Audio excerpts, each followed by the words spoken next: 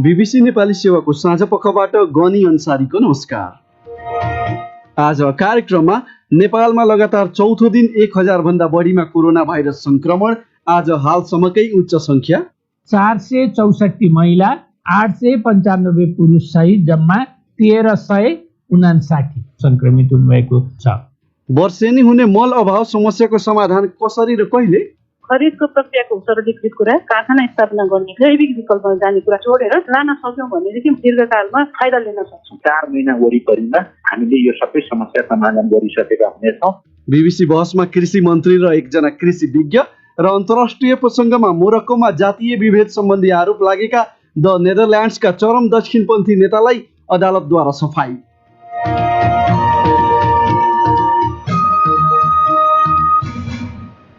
तर सबैभन्दा पहिला आजका प्रमुख विश्व समाचार। विनिता दाहालबाट समाचार सुन्नुहोस्।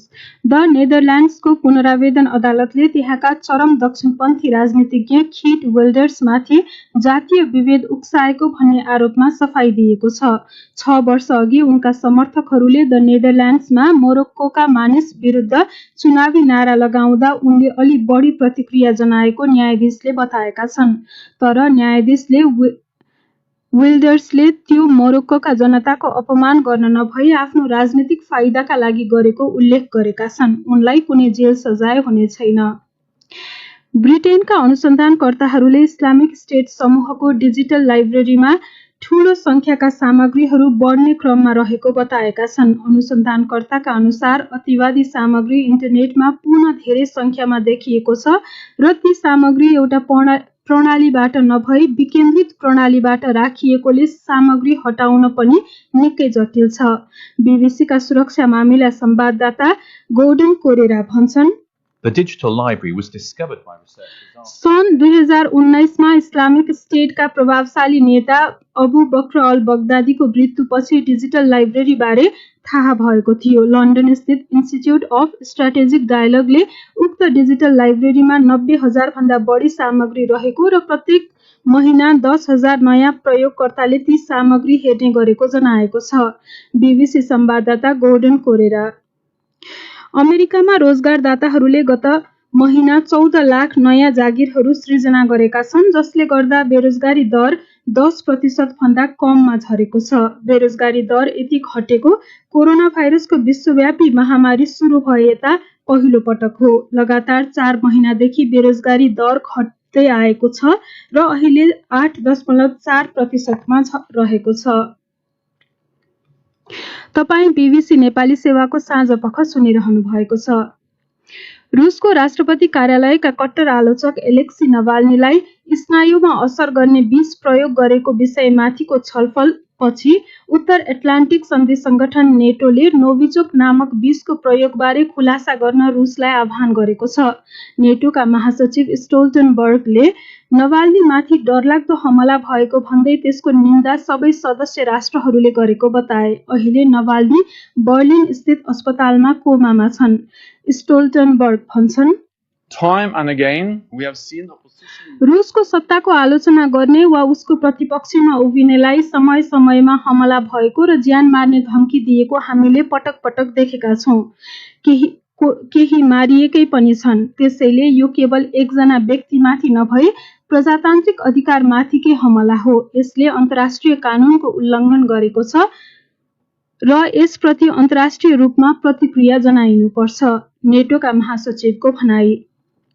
इटलीका पूर्व प्रधानमन्त्री सिल्भियो बर्लुस्कोनीमा कोरोना भाइरस देखिएपछि उनी मिलान स्थित अस्पतालमा उपचाररत छन्। इटलीका सञ्चार माध्यमका अनुसार 83 वर्षीय उनमा प्रारम्भिक अवस्थाको दोहोरो निमोनिया देखिएको छ, जुन सामान्यतः कोभिड-19 का बिरामीमा देखिने खालका लक्षणसँग मिल्दोजुल्दो हुन्छ। उनलाई अक्सिजन दिएर राखिएको बताइएको छ, तर उनको पार्टीले त्यो केवल सावधानी स्वरूप मात्रै भएको जनाएको छ। इटलीको संसद सदस्य रहेकी उनकी 30 वर्षीय प्रेमिका र 2 सन्तानलाई पनि कोरोना भाइरस परीक्षण पोजिटिभ देखिएको छ। ब्रिटिश वायु सेवा भर्जिन एटलान्टिकले 1000 थप जागिरहरू कटौती गर्दैछ। $1.5 अर्ब बराबरको एउटा उद्धार सहमति सकेपछि उसले जागिरहरू कटौती गर्न लागेको हो र भारतमा पटाकाको एउटा फ्याक्ट्रीमा विस्फोट हुँदा कम्तीमा 7 जना महिलाको ज्यान गएको छ। ज्यान गुमाउनेमा उक्त फ्याक्ट्रीका सञ्चालक पनि छन्। यो BBC नेपाली सेवा हो।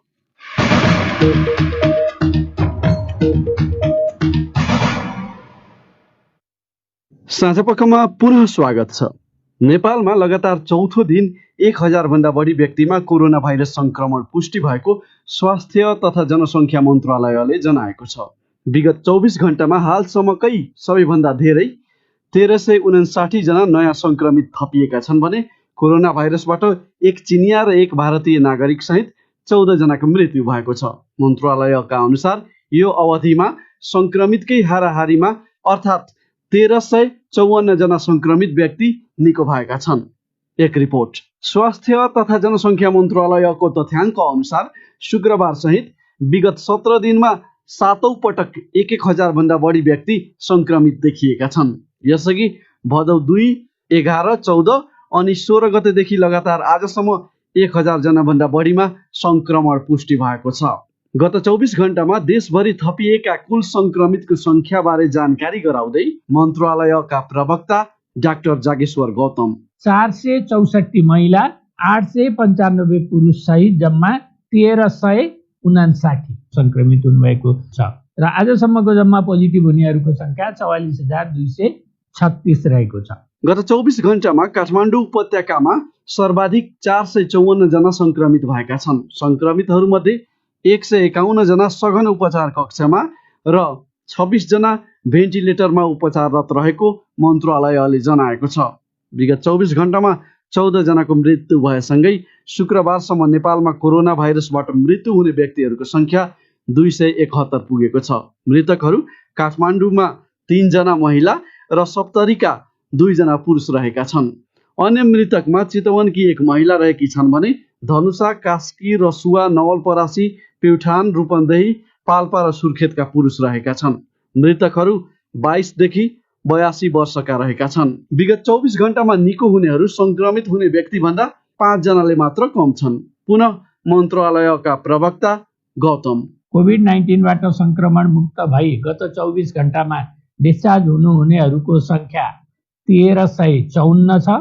आजसम्म डिस्चार्ज हुनुहुने जम्मा 25,561 जना हुनुहुन्छ र यो चाहिँ 58% हो। स्वास्थ्य तथा जनसङ्ख्या मन्त्रालयका अनुसार हाल 500 भन्दा बढी सक्रिय संक्रमित भएका जिल्ला 12 वटा छन् भने ताप्लेजुङ, सोलुखुम्बु, मुस्ताङ, मुगु, डोल्पा र हुम्ला गरी 6 जिल्लामा 0 संक्रमित छन्। संक्रमितहरूको संख्या दिनानुदिन बढिरहँदा मन्त्रालयले जनस्वास्थ्य सम्बन्धी तोकिएका मापदण्डहरूको पालना गर्न र मास्क तथा सेनिटाइजर प्रयोगको औचित्यमाथि प्रश्न उठाइने भ्रामक कुरामा विश्वास नगर्न अनुरोध समेत गरेको छ। एउटा विषय संक्षेपमा। अर्थ र सञ्चार तथा सूचना प्रविधि मन्त्री युवराज खतिवडाले अघि साँझ पदबाट राजीनामा दिएका छन्। प्रधानमन्त्री केपी शर्मा ओलीका प्रेस सल्लाहकार सूर्य थापाका अनुसार यसअघि आजै मन्त्री परिषदको बैठकमा खतिवडाले राजीनामा दिन लागेको बताएका थिए। खतिवडाले राजीनामा दिएपछि राष्ट्रपति विद्यादेवी भण्डारीले ती मन्त्रालयको कार्यभार प्रधानमन्त्री ओलीले सम्हाल्ने गरी तोकेको राष्ट्रपति कार्यालयद्वारा जारी एउटा विज्ञप्तिमा उल्लेख छ। संघीय संसदको सदस्य नभएको व्यक्ति 6 महिना मात्रै मन्त्री पदमा रहन सक्ने संवैधानिक व्यवस्था छ, जसअनुसार मन्त्री बनेका खतिवडा नियुक्त भएको भदौ 20 गते 6 महिना पुग्दै थियो। साँझपखमा नेपाल बाहिरका केही विषय। लन्डनको इन्स्टिट्युट अफ स्ट्राटेजिक डायलगका अनुसन्धानकर्ताहरूले इस्लामिक स्टेट भनेर आफूलाई चिनाउने समूहले राखेको सामग्री अनलाइनमा ठूलो मात्रामा भेटिएको बताएका छन्।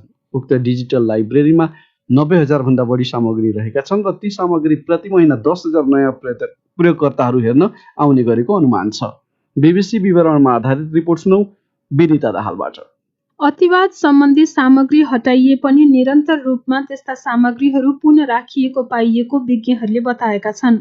तर ती सामग्री एकै ठाउँबाट नभई विकेन्द्रित प्रणालीबाट राखिएकोले त्यसलाई हटाउन पनि त्यति सहज नभएको उनीहरूले बताएका हुन्। ब्रिटेन र अमेरिकाका प्रति आतंकवादसँग सम्बन्धित निकायहरूलाई यसको बढ्दो सामग्रीबारे सूचित गरिए पनि यो वृद्धि हुने क्रममै रहेको छ। इस्लामिक स्टेटसँग सम्बन्धित यी सामग्रीहरूबारे सन् 2019मा पत्ता लागेको थियो, जब आइएसका प्रभावशाली नेता अबु बक्र अल बगदादीको मृत्यु भयो। त्यति बेला सामाजिक सञ्जालहरूमा छोटो लिङ्क सहित थुप्रै सामग्रीहरू सेयर गरिएका थिए। त्यसपछि नै अनुसन्धान थालिएको थियो र भिडियो सहितका सामग्री विभिन्न 9 भाषामा भएको पाइएको थियो। ती सामग्रीहरूमा सन् 2017 को मे महिनामा म्यान्चेस्टर एरिनामा भएको, सन् 2005 को जुलाईमा लन्डनमा भएको र सन् 2001 को सेप्टेम्बरमा अमेरिकामा भएको हमलाहरूको विवरण पाइएको थियो। उक्त अभिलेख पत्ता लगाउने इन्स्टिच्युट अफ स्ट्राटेजिक डायलगका सहनिर्देशक मौस्तुफा आयादले उक्त डिजिटल लाइब्रेरीमा हमलाको योजना बनाउनका लागि थाहा पाउनुपर्ने सबै योजना रहेको बताएका थिए। आइएसडीले महिनौं लगाएर उक्त लाइब्रेरीको साइट कसले खोलेर हेर्छ, कसले चलाइरहेको छ र कसरी विकसित गरियो भन्ने अध्ययन गरेको छ। विनिता दाहाल, अनुमति बिना एक महिलाले अस्ट्रेलिया आयात गरेको 26,000 अस्ट्रेलियाली डलर मूल्य पर्ने एउटा हातेझोला जलाइने भएको छ। फ्रान्स स्थित सेन्ट लोरेन्ट बुटिकबाट ल्याइएको विलासी झोला पर्थबाट सीमा सुरक्षा बलका सदस्यहरूले जफत गरेका हुन्। बीबीसी विवरणमा आधारित यो रिपोर्ट सुनौ।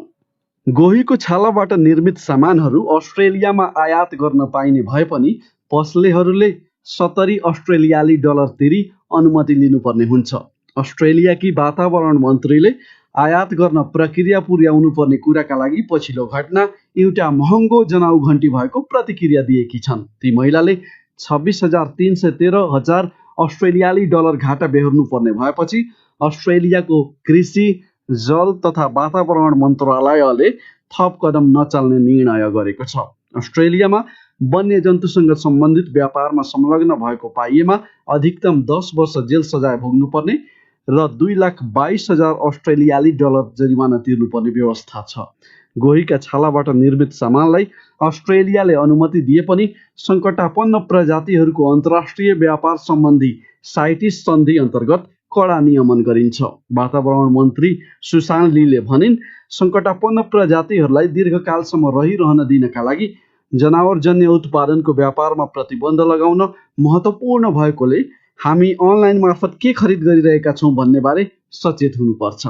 अस्ट्रेलियामा कस्ता उत्पादन आउँछन् तथा यहाँबाट कस्ता जान्छन् र वन्यजन्तुको गैर कानुनी व्यापारलाई रोक्न सूक्ष्म ढङ्गले सरकारले निगरानी गर्ने गरेको पनि उनले बताइन्। त्यो हातेझोला आयात गरेकी पसलेले फ्रान्समा साइटिस सम्बन्धी निर्यात अनुमति लिए पनि आयातका लागि अस्ट्रेलियामा अनुमति लिएकी थिएनन्।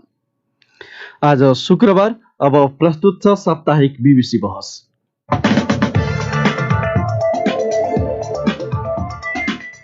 बीबीसी बहसबाट रमा पराजुलीको नमस्कार। फेरि एकपटक किसानहरू मलको हाहाकार भोगिरहेका छन्। ठेक्का दिएकाहरूले समयमा मल नल्याइदिएकाले मल अभाव भयो भन्ने जवाफ कृषि मन्त्री घनश्याम भुसालले दिएका छन्। कृषि प्रधान देश नेपालमा मलको अभाव कहिल्यै नहुने अवस्था ल्याउन के कस्ता व्यवस्था गर्नुपर्छ भन्ने बहस गर्न हामीसँग टेलिफोन मार्फत हुनुहुन्छ कृषि तथा पशुपक्षी विकास मन्त्री घनश्याम भुसाल र कृषिविद यमुना घले। यमुनाजी, कोरोना भाइरस महामारीका बेला आवश्यक दूरी नराखिकन धान बालीमा हाल्ने मलका लागि लाम बसेकाहरूको तस्बिर देख्दा तपाईँलाई कस्तो लाग्यो? देशको दूरगामी दृष्टिकोण कस्तो छ किसान र कृषि प्रति भन्ने एउटा साङ्केतिक बिम्बको रूपमा लिन्छु।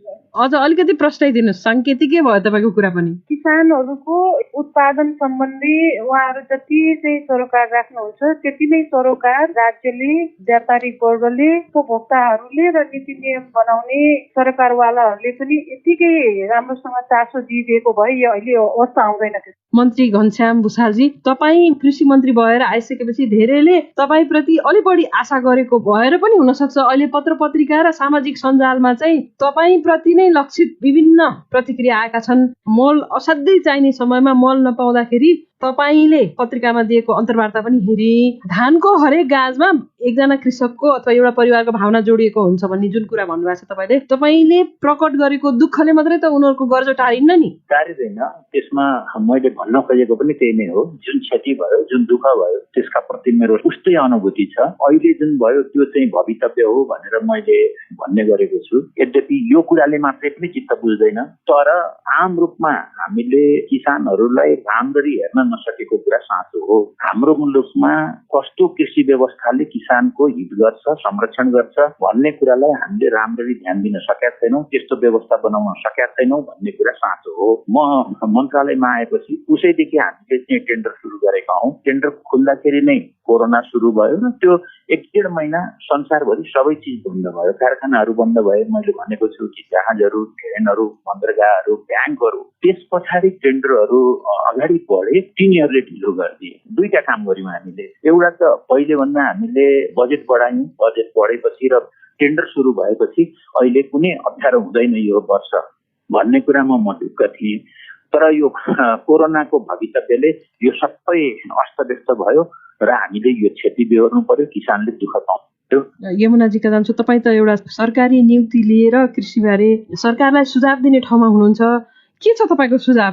यो कोरोना भाइरसलाई देखाएर अथवा टेन्डर गरेका मान्छेले ल्याएनन् भनेर एउटा जिम्मेवार ठाउँमा भएको व्यक्तिले जिम्मेवारीबाट पन्छेको भनेर हेरिरहेछन् मान्छेहरूले। तपाईँको सुझाव के छ उहाँलाई? हाम्रो कृषि उत्पादनको लागि नभई नहुने एउटा इनपुटको रूपमा हामीले मललाई लिएको हुन्छ। त्यसको उपलब्धताको कुरा, त्यसको भाउको कुरा, यो खरिद गर्ने प्रक्रियाको कुरा, को संलग्न हुन्छन् यो संस्थागत प्रक्रिया, साल बसाली यो समस्या भइराखेपछि हामीले दीर्घकालीन रूपमा योजना कसरी ल्यायौँ भन्ने कुरा, यी सबै जोडेर हेर्दाखेरि यो प्राविधिक कुरा होइन, राजनैतिक प्रतिबद्धता र दूरगामी दृष्टिकोणका सहित आउनुपर्ने कुरा हो। र यो हाम्रो शासन पद्धतिमा हेर्दाखेरि समग्रमा यो कृषि मन्त्रालय बाहेक अरू मन्त्रालयहरू पनि जोडेर आउँदाखेरि यो राज्यको दायित्वभित्र पर्ने कुरा भयो। हामीले सबैभन्दा ठुलो चुकेको भनेको नै योजना भन्छु मैले, किनभने हामीले 2022 सालमा कृषि सप्लाई कर्पोरेसन सुरु भएको बेलामा पनि अमोनियम सल्फेट चाहिँ आयात गरिएको थियो भन्ने दस्तावेजहरू पाउँछौँ। त्यति बेलादेखि सुरु भइसकेको कुराकानी, बिचमा पनि यो केमिकल फर्टिलाइजर प्लान्ट नै सुरु गर्ने भनेर एउटा निजी साझेदारीसँग पनि गएर यो प्लान्टको पनि एउटा चाहिँ अध्ययन भइसकेको अवस्था, ढल्के पर्दा बर्दघाटको त्यो सम्भावना पनि देखाइसकेको र त्यसमा चाहिँ 115 मेगावाट बत्ती लाग्छ भनेर 1197 मेट्रिक टन नेचुरल ग्यास हाम्रो प्रतिदिन लाग्छ। र त्यसो गर्यो भने हामीले चाहिँ 400 हेक्टर जमिन ओगटेर त्यसमा 7 लाख मेट्रिक टन प्रति वर्ष हामी चाहिँ यो रासायनिक मल उत्पादन गर्न सक्छौँ। त्यो लेभलको अध्ययन पनि भइसकेको अवस्थामा अहिले हामी लगभग 6 लाख मेट्रिक टन मलको खपत किसानहरूले खोजिराख्नु भएको छ भनेदेखि हाम्रो 7 लाख मेट्रिक टनको उत्पादनको कुरा पनि पहिल्यै भइसकेको हुँदाखेरि त्यहाँ हामी कहाँ छुट्यौँ। र अर्को महत्त्वपूर्ण कुरा चाहिँ हामी साल बछाडि खरिदमै चाहिँ संलग्न भइराखेपछि अरू सामान खरिद गरे जस्तो भने यो चाहिँ सिजनसँग सम्बन्धित छ। किसान भनेको उत्पादन गरेर आफू पनि खाने, अरूलाई पनि खुवाउने वर्ग हो नि। त्यसैले गर्दाखेरि चाहिँ खरिद ऐन प्रक्रियामा पनि हामीले कसरी सरलीकृत गर्न सकिन्छ र महत्त्वपूर्ण पाटो भनेको जसले खरिद गर्नलाई जिम्मेवारी लिनुहुन्छ उहाँले खरिद गरेर चाहिँ दिन नसकेको अवस्थामा उहाँहरूलाई चाहिँ के कारबाही हुन्छ, त्यो खरिद ऐनसँग चाहिँ जोडेर आउनुपर्छ जस्तो लाग्छ।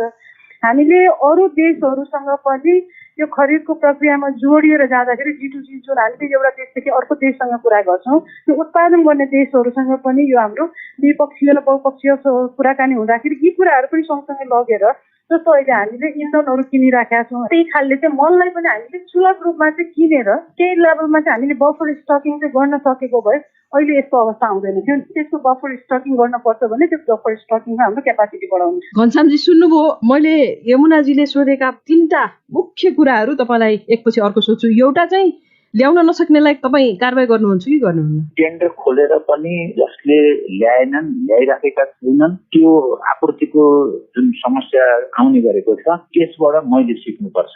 मैले समयमा टेन्डरको व्यवस्था गरेँ, समयमा मैले बजेटको व्यवस्था गरेँ, तर त्यसले मात्रै हुन्छ रहेन। मैले किन पनि सोध्दैछु भने मान्छेहरूले भनेका छन् यिनी चाहिँ जसलाई तपाईँले दिनुभएको छ ती मध्ये एकजना तपाईँकै पार्टीको अध्यक्षका नजिकका मान्छे हुन् अथवा घरबेटी हुन्, त्यही भएर तपाईँले कारबाही गर्न सक्नुहुन्न भन्ने कुरा आइरहेछ।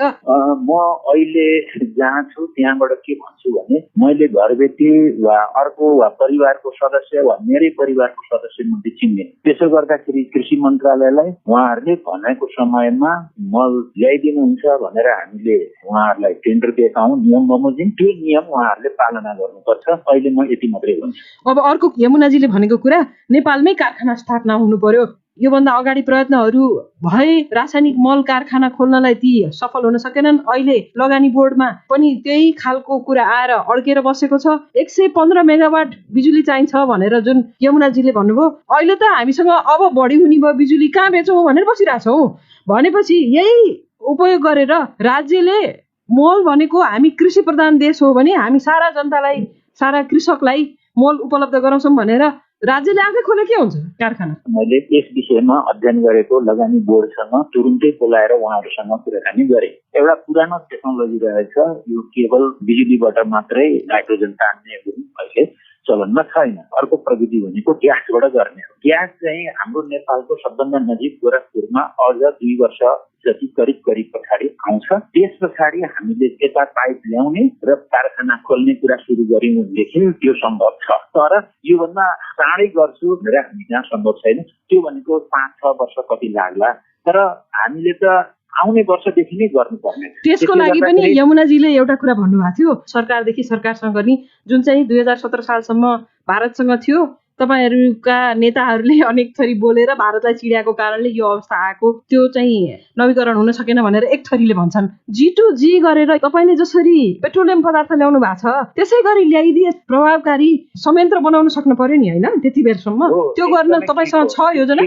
म फेरि पनि भन्दैछु, तपाईँ यो नोट गर्नुहोस् कि हामीले भविष्यमा आफ्नो कारखाना हामीले बनाउनु पर्नेछ र बनाउनेछौँ। 1, 2 त्यहाँ पुग्नुभन्दा अगाडि आपूर्तिको एउटा नियमित व्यवस्था हुनुपर्ने। G2G वा जुनसुकै उपायबाट होस्, र यो पनि नोट गर्नुहोस् कि हामी 3 देखि 4 महिनाभित्रमा सधैँका लागि आपूर्तिको समस्या समाधान हुने गरी हामीले आफ्नो काम सुरु गरिसकेका छौँ, तयारी गरेका छौँ। यमुनाजी, अघि तपाईँ भन्दै हुनुहुन्थ्यो वैकल्पिक उपायमा पनि जानुपर्छ भनेर। रासायनिक मल हाल्दाखेरि संसारभरि एउटा लहर के चलेको छ भने यसले माटोको उर्वरा शक्ति घटाउँछ, त्यसो भएर अर्ग्यानिक खेती जैविक प्रविधिमा जानुपर्छ। हामी चाहिँ नयाँ रासायनिक कारखाना खोल्ने अनि संसार पुरा चाहिँ जैविकतिर फर्किने, अनि हामी उल्टो बाटोतिर लाग्ने र हाम्रो पैसा चाहिँ बालुवामा खनाएको पानी जस्तो हुने हुन्छ कि के छन् उपाय र गर्नुपर्छ के? अहिले पनि अरू देशहरूको दाजुमा हाम्रोमा रासायनिक मल त्यसै पनि हाम्रो खपत कम छ। कारखाना स्थापना गरेर बढी प्रयोग गर्ने भन्ने होइन, हाम्रो देशको आवश्यकता अनुसार बाली अनुसार कसरी कति प्रयोग गर्न सकिन्छ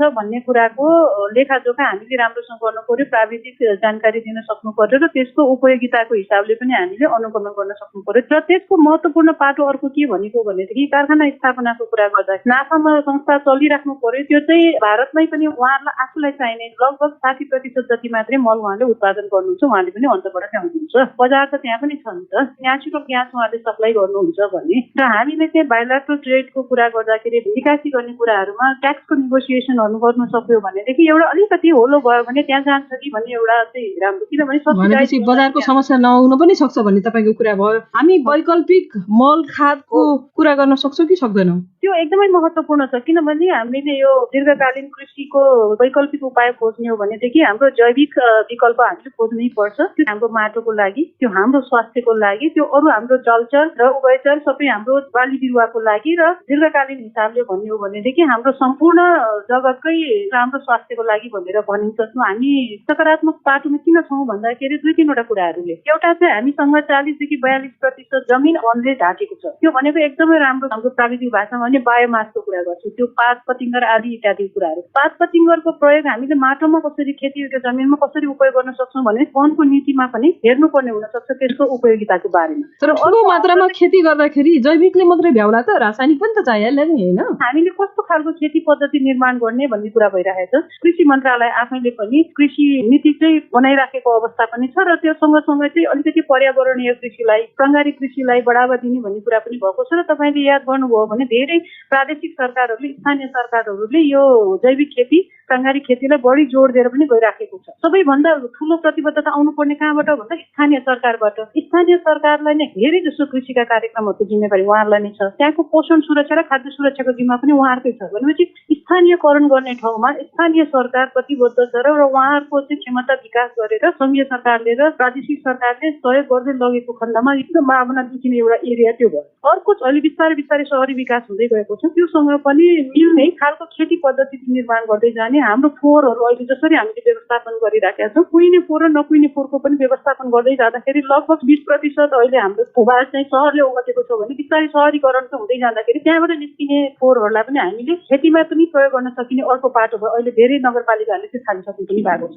र अर्को महत्त्वपूर्ण पाटो भनेको जसरी हामीले प्राङ्गारिक उपजहरू निकाल्छौँ, जैविक उपजहरू निकाल्छौँ, ती उपजहरूको चाहिँ हामीले राष्ट्रिय र अन्तर्राष्ट्रिय स्तरमै निर्यात पनि गर्न सक्ने अवस्था भयो भनेदेखि यहाँले जुन भन्नुभएको छ अन्तर्राष्ट्रिय क्षेत्रमै पनि जैविक उत्पादनहरूको मागहरू बढिराखेका छन्। कतिपय यस्ता उपजहरू हुन्छन् जो हामी दैनन्दिनमा हामी प्रयोग गर्दैनौँ, खानामा प्रयोग नगर्न सक्छौँ, तर उत्पादन हामीले बाहिर बिक्री गर्न सक्छौँ। दीर्घकालीन हिसाबले हेर्दाखेरि तिनैवटा कुरामा खरिदको प्रक्रियाको सरलीकृत कुरा, कारखाना स्थापना गर्ने कुरा, जैविक विकल्पमा जाने कुरा, यसलाई चाहिँ हामीले अनिनाश्रित हिसाबले चाहिँ जोडेर लान सक्यौँ भनेदेखि दीर्घकालमा फाइदा लिन सक्छौँ। अब म अन्तिम प्रश्न गर्छु मन्त्री घनश्यामजीलाई। यमुनाजीले उठाउनु भएको कुरा सुन्दाखेरि ऊर्जासँग तपाईँहरूको सहकार्य हुनु पर्यो, फोहोर व्यवस्थापनसँग तपाईँहरूको सहकार्य हुनु पर्यो भनेपछि यी सबैसँग समन्वय गरेर तपाईँ अगाडि काम गर्नुहुन्छ भन्ने तपाईँलाई लाग्छ? मेरो मन्त्रालयको काम नै यही हो, यो मन्त्रालयलाई दिएको दायित्व हो, यो हामीले गर्छौँ नै। यमुनाजीले भन्नुभएको कुरामा मेरो भनाइ कति मात्रै हो भनेदेखि एउटा लामो समयसम्म हामीलाई करिब करिब 8 लाख मेट्रिक टन भोलि आवश्यक हुनेछ।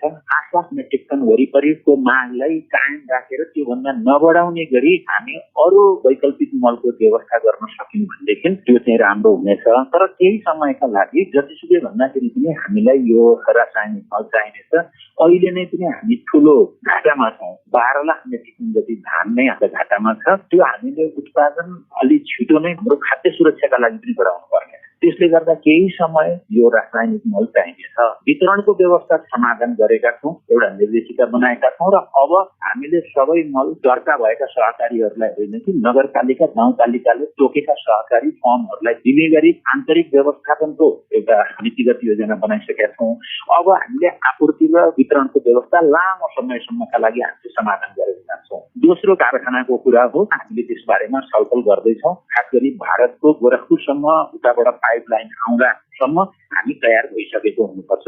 तेस्रो वैकल्पिक मलको व्यवस्थाका लागि हामीले प्रदेश र स्थानीय सरकारहरूलाई त्यसतर्फ सक्षम पार्नु, उनीहरूलाई सहयोग गर्नु सङ्घीय मन्त्रालयको काम हो। हामीले यसलाई आफ्नो योजना अन्तर्गत राखेका छौँ। अन्तिमै प्रश्न गर्छु, तपाईँले विभिन्न नीतिगत व्यवस्था गरेका छौँ, आपूर्तिको व्यवस्था गर्न थाल्दैछौँ भनिरहँदाखेरि 9-10 महिना भइसक्यो तपाईँ मन्त्री बनेको, तपाईँप्रति जुन आशा अपेक्षा राखिएको थियो त्यसप्रति चाहिँ मान्छेले अब बोलीचालीको भाषामा भन्दाखेरि जुन जोगी आए पनि कानै चिरेका भन्न थालिसके। अर्को वर्ष यति बेला किसानलाई मल चाहिएको बेलामा मल हुन्छ कि हुँदैन त्यो मात्रै भनिदिनुहोस्। अब मैले त्यतिखेर अर्को कुरा पनि भनेको थिएँ, मैले जुन काम गर्न जाँदैछु त्यसमा अनेक नालायकीहरू देखिनेछन्, कमीहरू देखिनेछन्, आलोचना हुनेछ, विरोध हुनेछ, तर हामीले गर्नै पर्ने काम हो। हामी नयाँ हिसाबले काम गर्न जाँदैछौँ, त्यसको परिणाम आउँछ र त्यही परिणाम आउने सन्दर्भमा तपाईँले भनेको प्रश्नको म उत्तर दिन्छु। 4 महिना वरिपरिमा हामीले यो सबै समस्या समाधान गरिसकेका हुनेछौँ र दुनियाँले देख्नेछ कि आगामी दिनमा हाम्रो मलको आपूर्ति र वितरणको व्यवस्था समस्या हुँदैन भन्ने कुरा दुनियाँको सामने हामीले प्रश्न पार्छौँ।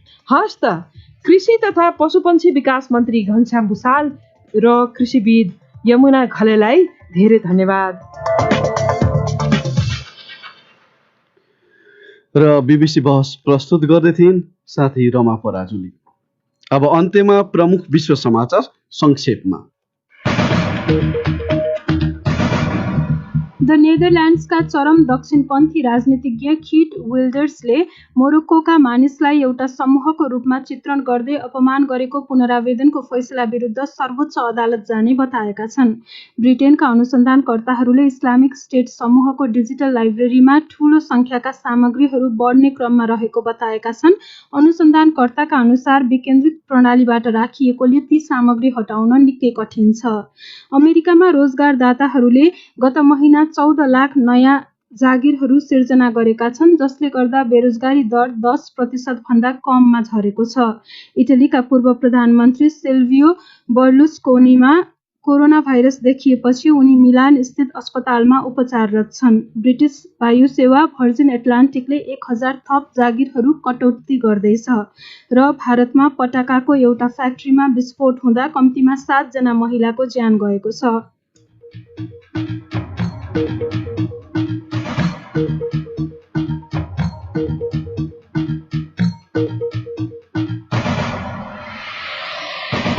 यसका साथै बीबीसी नेपाली सेवाको साँझ पख यही सकिन्छ। सोमबार बिहान 7:15 बजेसम्मका लागि हामी सबैलाई बिदा दिनुहोस्। नमस्कार।